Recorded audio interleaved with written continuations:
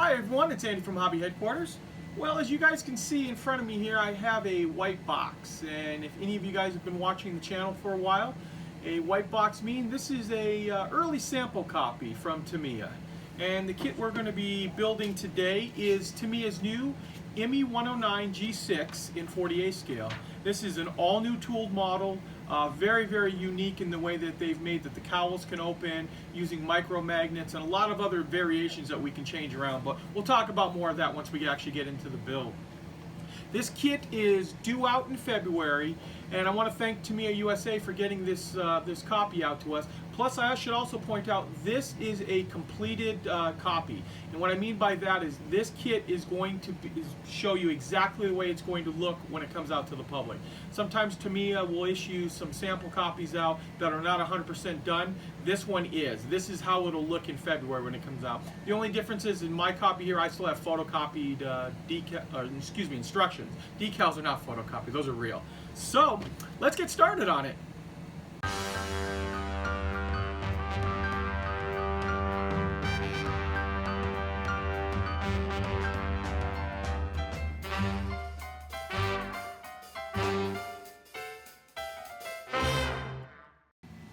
Okay, what I thought I would do now is kind of just give you a rundown of what is going to be inside the kit when it comes out in February. These are the instructions that I was telling you about. Obviously, they'll be in the smaller format. They'll also have a glossy color plates that'll show you the actual airplane, the three different markings that you can do on this one right here.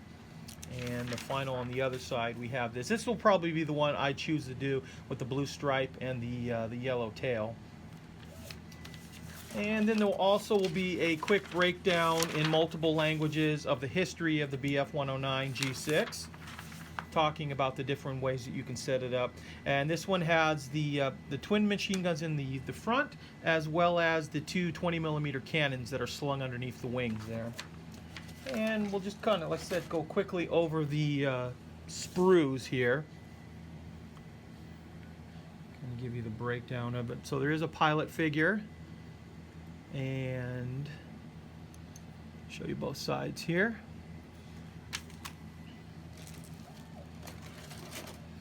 Here is your underwing stores. There's the cannons I was telling you about. And it looks like Tamiya is giving you quite a few different options in the way that you can display this. Now this is a little different for Tamiya. This actually has a full engine inside of it, and this is the entire engine sprue that's made up right here, as well as the machine guns. And finally, the last sprue are the upper portions of the wings, and then here is the front cowl that I was telling you about. You can either have it closed up or in the open position, but the pieces are already flared open, so it's just one piece that'll make that up. Then we have the canopies right here, as well as a mask that can mask all those off. Our decal assortment, and the extra decals for like the insignia, the warning labels, as well as the seat belts, things like that. And finally, this bag right here has the poly caps, all the little micro magnets and things inside, which we'll open when we actually get to that point. I don't want to lose any of this stuff in the meantime. So let's get started on the build.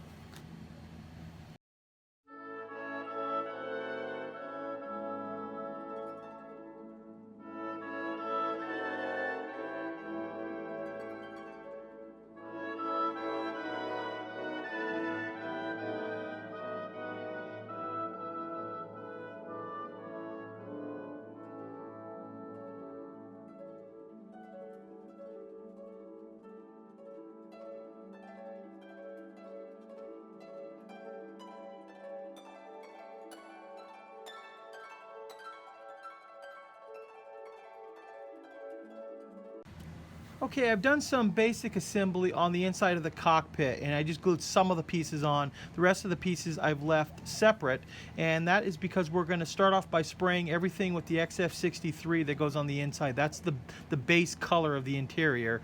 And then we're going to go over and do any of the detail painting separately. So because this is going to be such fine work and it's such a small little area to work with, I'm just going to kind of tell you what I'm going to do, and we'll kind of show you after it's done. So we're going to use the XF63 now with our Tamiya Sprayworks HD3 airbrush. We'll paint the whole inside of that, and we'll come back and show you what it looks like. Okay, now we've completed the painting of the inside of the cockpit, and I'll just point out a few other things that we've done inside there as well.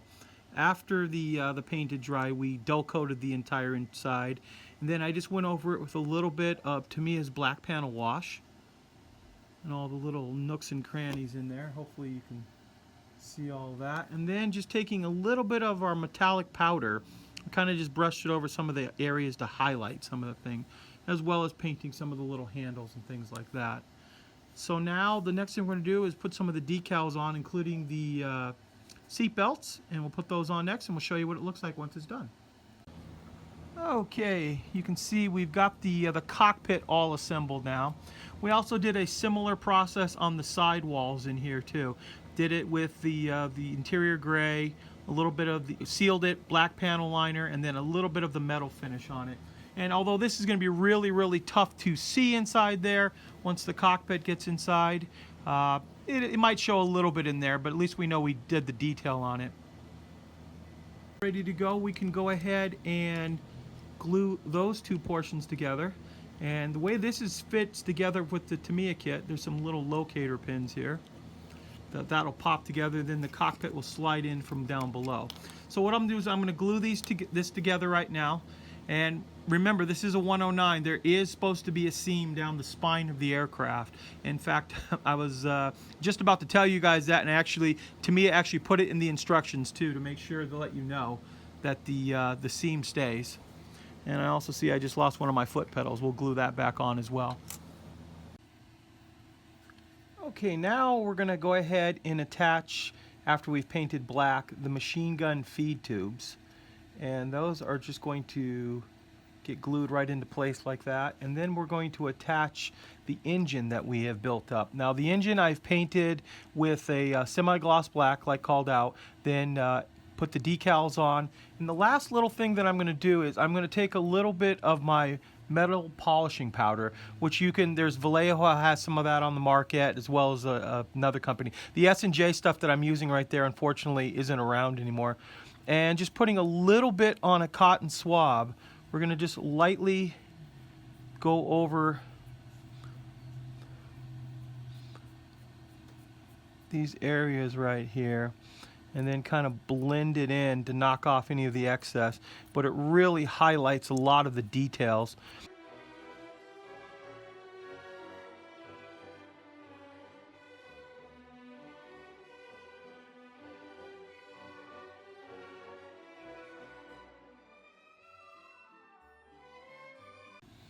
And with that done to the engine literally will just drop right into place here. And now we need to go ahead and glue a micro magnet inside here and one up in the front here on it. So I'm going to get some super glue and I'm going to glue those on right now. Okay, I've gone ahead and I've glued the shrouds on that will cover up the exhaust. We haven't put the exhaust on yet, even though the instructions call out for it, because we want to paint those and weather those separately, kind of give them a tarnished metal. Also, I've put a little bit of Tamiya's black panel liner on some of these parts in here to make them really highlight nicely. Now what we're going to do is we've also gone ahead and painted the back of the cockpit here, which will glue that into place. And then it's very simple about attaching the tail as well as the rudder. That just will pop into there. Then we've got another piece here that will glue right down in there. Now we are going to leave the rudder off right now because that rudder is going to get painted completely yellow, and I think it's just going to be much easier. Rather than mask it, we'll just paint it and then we'll be able to slide it right into place. Now we're at the portion of the build where we assemble the wings, and actually it's pretty straightforward. There are a couple of little tabs that you have to remove, and using a pin vise you also do want to drill out a few holes, and these are going to be for the 20mm guns that get slung underneath. So I've just attached the insides of the wheel wells, the side skirts in there, and then it's just a matter of popping on the actual wings. And we will glue those into place and start sanding any of the seam that's on the front right now. Well, we've let the glue set up on that, and we've sanded all the leading edge, got that all nice and smooth. Now what I'm going to do is I'm just going to pop the fuselage and wings together to kind of show you how well it fits. And as you can see, it just slides right into place there, locks up. Now, we're not at that point yet that we need to glue those on, so we're going to put the fuselage aside. And now we get to make a lot of choices. All of the parts on this are movable, so we can put the radiator flaps, all the other flaps up or down. I'm going to put them in the down position. Plus, we also have to put the wingtips on. And as you can see, all of this stuff kind of just pops right into place. The way the little grooves are for everything. Whoop, that wrong one there. Yeah, there we go. This is the right one. So what I'm going to do is I'm going to go ahead and start gluing on the wingtips and all these other pieces. We also have the option of putting the radiator flaps down, which I'm going to as well, and that'll just attach onto the bottom here, and there's actually a separate piece for these radiator flaps. So I'm going to glue all these pieces on right now and come back and show you what they look like when they're done. Well, here is our completed wing assembly with all of the radiator and regular flaps down. And we still have to put this piece in right here, which holds the centerline drop tank. But that needs to be glued in after the landing gear. So that's a separate process we'll do later on. So now that we have it all assembled, just a matter of putting the little tab inside here and snapping that into place. And honestly, once we put glue on that, I don't think this even requires any bit of filling at the wing root at all. I think it's going to match up pretty well. Okay, let me show you. I've kind of jumped a little bit of ahead here, but I've started working on lots of the components that make up the engine. Now, as you can see, you've already seen this portion of it here. This portion is your engine braces as well as the top, and has the little piece of metal inside of it. So the micro magnet should get it to pop right in there. As you can see, it fits really well. Then when we flip over, we've got the bottom of the engine. That too just sticks right into place there. And then the front little piece of the cowl right here also has a little micro magnet, followed up by a poly cap for the prop. And then finally, we have the open top cowls. Now these I've weathered on the inside, and I'll kind of go over real quickly too what we've done with that. And finally, that will pop right into that little hole right here. That'll leave the engine bay all open. And for the bottom, this bottom cowl will also swing open, and it'll get attached right on the inside in there. But real quickly, what I'll do is I'll show you, we've painted the XF63 gray color on the inside there as a base coat. Now I'm just going to take a little bit of Tamiya's brown panel liner, make sure it's shaken up really well. And we're just going to brush a little coat of that inside, real light, but enough to get it all over everything. And that's going to give it a little bit of like a brown, dirtyish color. And then follow it up by a touch of Tamiya's black panel liner, but just hitting some of the shadow areas to make all of that stuff pop. And we'll go over that whole thing. And then finally, what we're going to do, the last thing we do after all this dries, is we're going to take Tamiya's RLM gray, the XF22, and just dry brush it over the entire surface. And that's how we came up with, whoop, this comes off all as one piece, with kind of a dirty, weathered look to it. But when we go over it with the RLM gray, it kind of gives highlight tones to it, so you see some shadows and things like that in it. So I'm going to go ahead and start putting all these pieces together, and we'll come back and show you what it looks like for the next step. Okay, as you can see, we've got a lot of little sub-assemblies all completed, and as well as a bunch of other parts that we're going to paint separately before we put it on the airplane.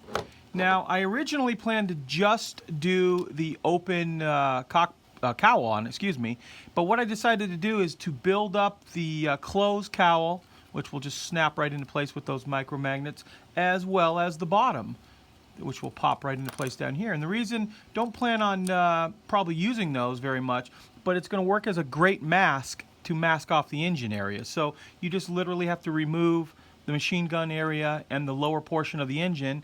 Pop those two pieces into place, and you'll be able to mask off and keep all that spray out of the engine. So now, as for paint, as you can see, I've painted the rudder as well as the bottom of the cowl down here, and I'm going to use Mission Models paint on it, and we're going to use this Highway Yellow, and it's a yellowish orange color, so it works, I think, really good for that.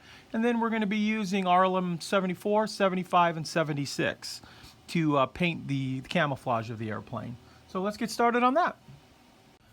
Okay, I've gone ahead and painted up the camouflage, as you can see, on the airplane. I didn't show any of the detailed painting on it at that point because it was all pretty straightforward. We painted the entire model first with RLM 76, the light blue, bottom, everything on up, and then we just faded in the RLM 74, the gray-green, and RLM 75, the gray-violet, and just masked all that off. Now, in between each coat, I did spray a coat of TS13 gloss on it, and that I always find that every time you put a coat of paint down and put the gloss on it, you have a very, very little chance of pulling up any of the paint when you go to mask over it, because the gloss really lays down a nice heavy-duty surface for it. Now remember, this portion right here we painted up regular. I don't plan on ever using that one. I plan on having the open one, which is right here. So we painted that up too, so we can have all those cowls open on it. So now that we've let this dry overnight, we put another gloss coat on it. Now we're going to do a little bit of post shading on some of the surfaces, mainly the wing surfaces right here. So we're going to take our gray color and our gray violet color, and we're going to add a little bit of lightning color depending on it. Like for the gray right here, I'm just going to add a little bit of a lighter gray just to tone it down, and then we'll fill in some of the panels right there. But I'll show you that being done right now. Okay, I've started mixing up some of the RLM 74, 3 parts of the RLM 74 to 1 part white, all from Mission Models. And we came up basically just with a lighter color gray that we're going to start to blend into all the centers of the panel, keeping it away from the edges, you know, panel lines, things like that. Now the paint comes out a little bit lighter to begin with, but as it dries and after we put another clear coat on it, it'll get a nice little effect, similar to what we do when we do the black and white effect. I just find it's going to be a little bit easier to do the post shading on this one, just because there are so many little panels on this. Okay, as you can see, we have our nice glossy finish on, and I kind of just temporarily assembled a few of those parts. They all still come apart later. And now we're going to put a little coat of Mark Fit Strong underneath the decal that's been soaking, and you can see it beads up nicely on the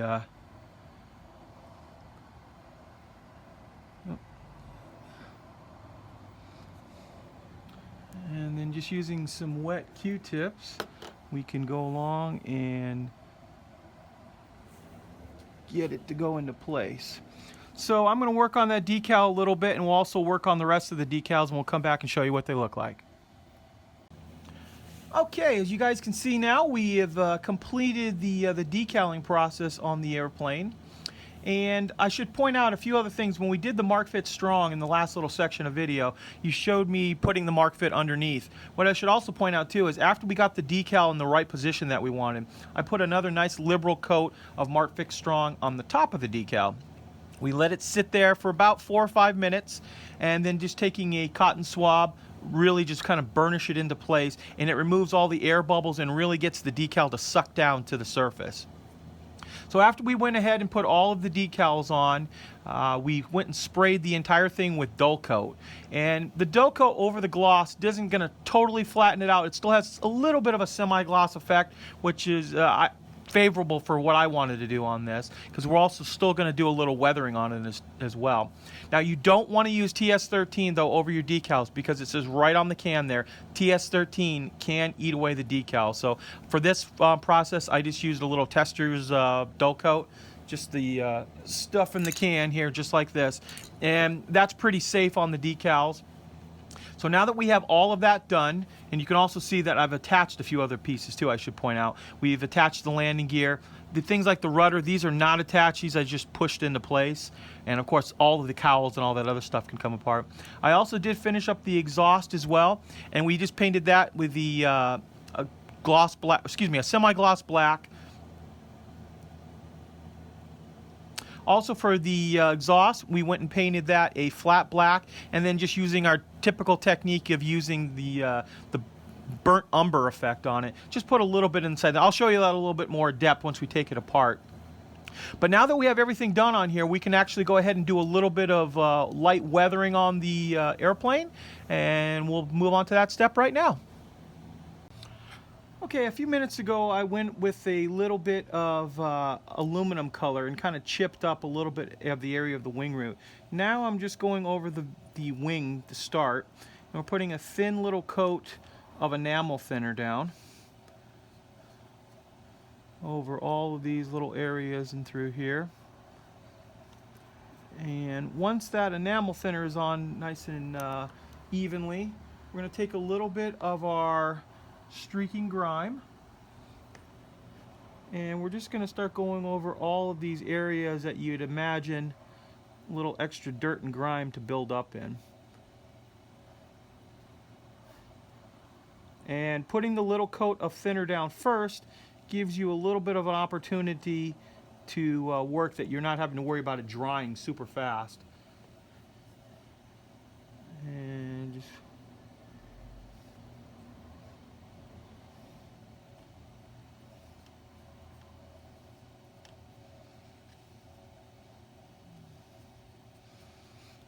once that's been on for a few seconds there, cotton swab again, and you can just start taking off the excess. And if you don't brush too hard, you'll usually leave behind a nice little amount of some dark brown grime effect to it to make it look like the plane is, you know, been out in the elements and is being used. Now, I'm not making this super dirty, so we're going to go over this and take the majority of this off. And it does take a little bit of time, but hopefully you can start to see it leaving the residue behind, but taking off the majority of it off the flat parts of the panels.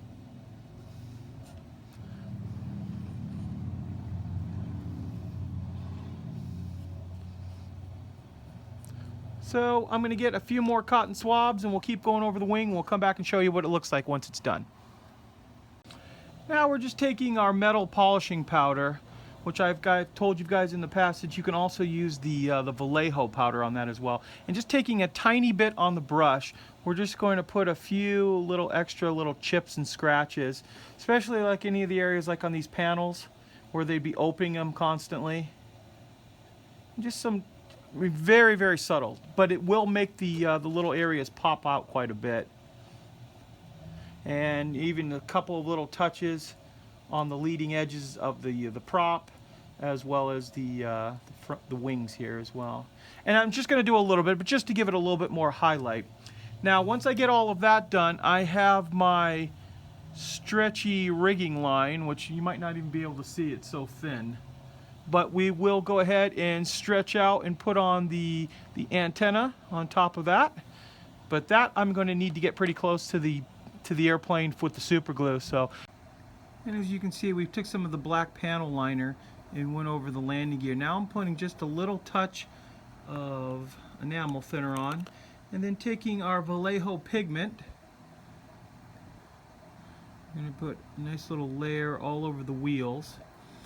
And remembering that when this dries, it's going to dry flat, and then we can knock off any of the excess.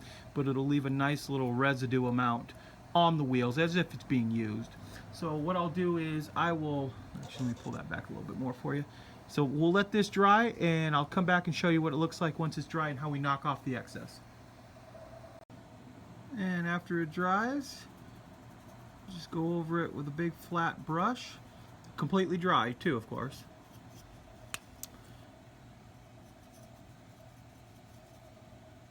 And you can start to knock the excess off, and you can leave a little clumped mud inside of it if you want. Take off as much as you want. I think I'll probably leave it like that. I think it looks kind of good with a little bit extra built up dirt and grime on it. And lastly, I'm just putting a very thin coat of enamel thinner on, not to disturb what we've done already, and then just using a little touch of the light sienna. Just going to brush a little bit of that on there to kind of give it a look as if it's been on a dirty, dusty landing strip. And just like the wheels, we'll let it build up a little bit on there, and then when it dries, we'll take it off down to just so it stays in some of the nooks and crannies and leaves a little bit of dirt stain on it. Well, here we are. Here is our completed model. Now, I spent the last hour or so going over blending in the pigments into the paint job, trying to give it the feel that this plane just landed on a dirty, dusty airfield somewhere in France, and hasn't been cleaned or anything yet, so it has a little look of wear and tear. And using a lot of the processes that we use in armor building can really, I think, really add a nice effect to the airplane. Now, Tamiya, I personally think, has outdone themselves with the fit and finish of this particular model. The mere fact that we have the ability to remove all of the cowls, the top cowl, the bottom cowl, all of that in there, and either replace it with a closed canopy, or excuse me, closed cowl, or just the mere fact that you can take this off and show you the inside with all the machine guns, just some incredible detail inside of it. And remembering too, the ME-109 is a very small airplane, so the mere fact that you can do all that is just incredible. As I showed you earlier, the way the wings fit right in at the wing root, there was no putty necessary inside of there. You have the ability to drop all of the flaps. All of the leading edges of it can come forward. Just some great, incredible detail with this. Now, the kit is due out in February for, actually the entire world will be getting them about that time. So I think this will be a definite must-have if you're an airplane builder. And you hear some people go, oh, that's all we need is another 109. Well, actually this 109 was needed, because this is just an incredible kit. Some great detail on the engine. And it builds up to just an easy, simple to do, nice model all the way around. And this is something that even someone who had some modest modeling skills, this took me a grand total of about 5 days of working on it to get it done. And there was no problems. It's mainly painting and weathering and things like that take up the most time. The actual build part goes together really well. So I want to thank you guys as always for watching, and please stay tuned because we have many more videos coming.